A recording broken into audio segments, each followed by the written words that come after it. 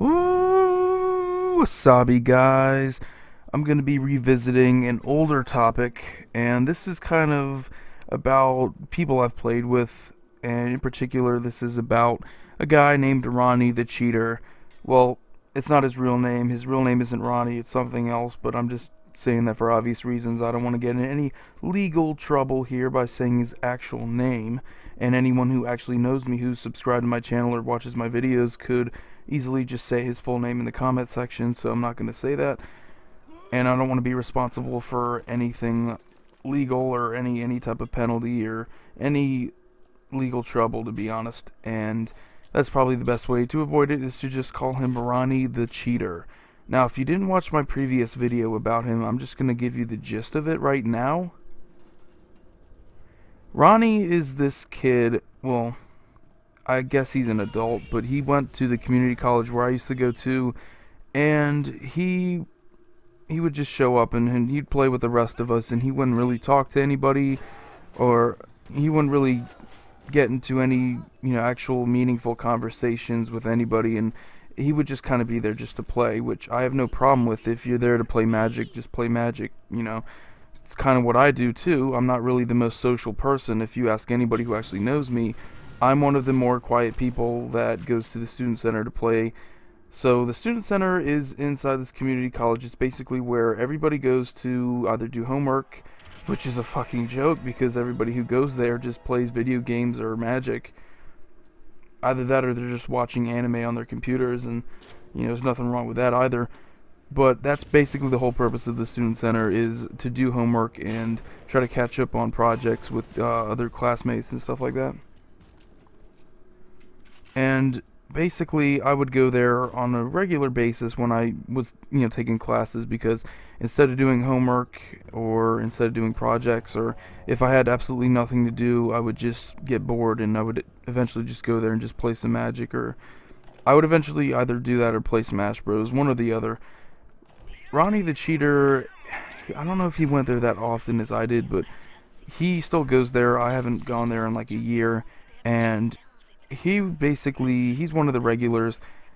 Every single time we played with him, he would always bring like a deck that had absolutely like no synergy whatsoever, or whatever synergy it had was just completely stupid and it wasn't worth playing.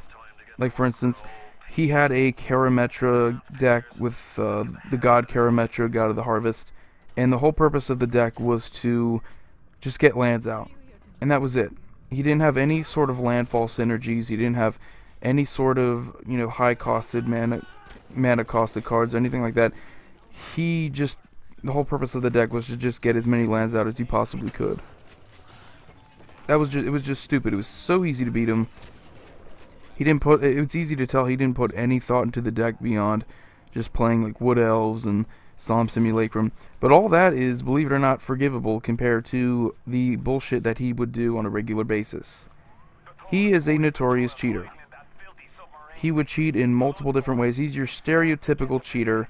He would either hide cards or stack his deck, or he would draw too many cards or play too many lands. He would be doing just about everything you could think of when it comes to cheating. And the worst part about it is that he still cheats, and everybody still knows that he cheats. It's one of those situations where it's so awkward to actually be in a game with him and actually have to talk to him for a specific card interaction. You have to say, well, I'm going to be Swords to Plowsharing your creature, and have to actually say that to him, and just wonder what the hell he's going to say back to you, because he's one of those guys that's kind of like, he gets very spiteful. Like, if you do something that you're supposed to do, even if it's not that big of a deal, even if it's like, hey, well, I kind of have to destroy your creature because it's probably going to win you the game. I mean, put yourself in our position. Why the hell would we allow you to do this? So he just gets spiteful, way too spiteful when it comes to just basic fundamental plays of the game. It's just, you don't understand why anyone would take it personally, but for some reason he takes it personally whenever you happen to do something that affects him in the game, even though it's completely understandable. So what does he do? He basically cheats.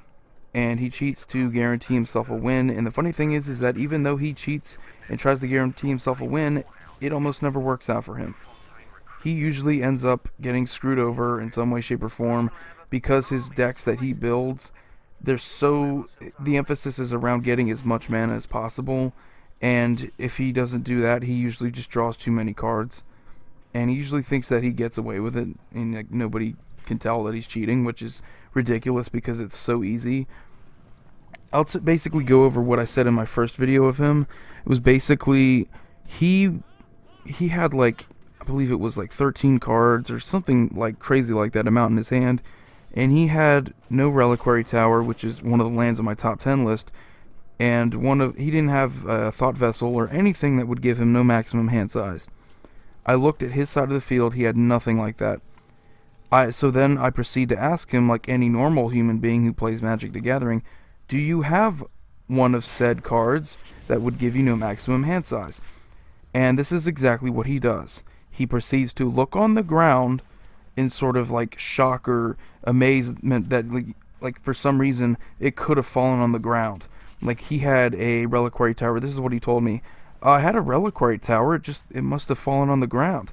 And he proceeded to look on the ground as if I were stupid enough to believe him. This is the type of bullshit I had to deal with there. Just obvious cheating. It wasn't even like, it wasn't subtle. It was just, we know you're cheating. Okay, there's no way that you can try to explain this to me in a way that I would actually understand you.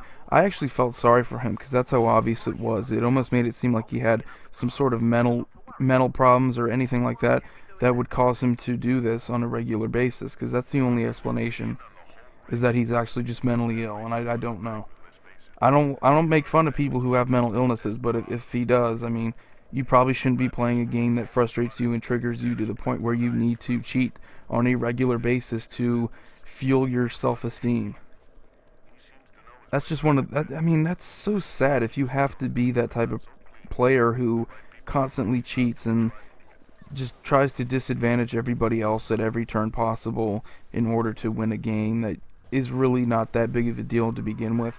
It's a casual game, it's a casual format, and one of the most casual settings. Why do you feel the need to cheat?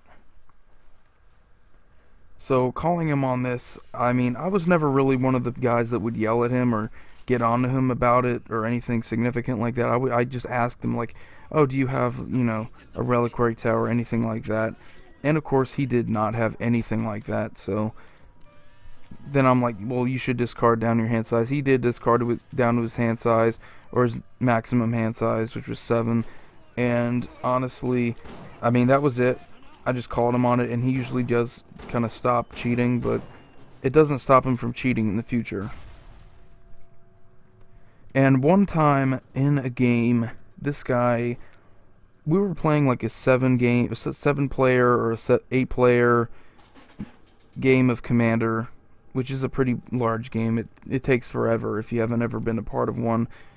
I don't recommend it, especially if you're playing with players who like to quit or like to leave right in the middle of games.